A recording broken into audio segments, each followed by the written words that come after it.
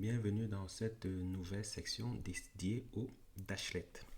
Tout d'abord, on va commencer par définir c'est quoi une dashlet. Donc déjà, une dashlet, c'est pas une notion propre à Grafana, c'est une notion propre à toute solution de gestion de dashboarding.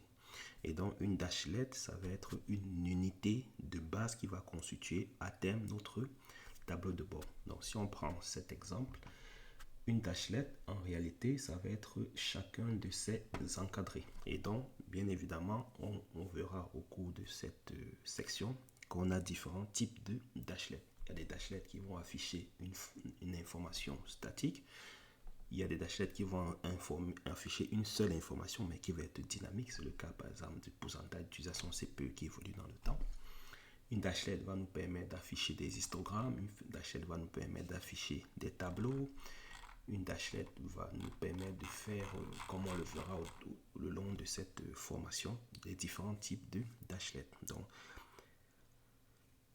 pour résumer, une dashlet, c'est pas propre à Grafana, mais c'est une notion qui permet de nommer ces unités de base qui vont constituer notre tableau de bord.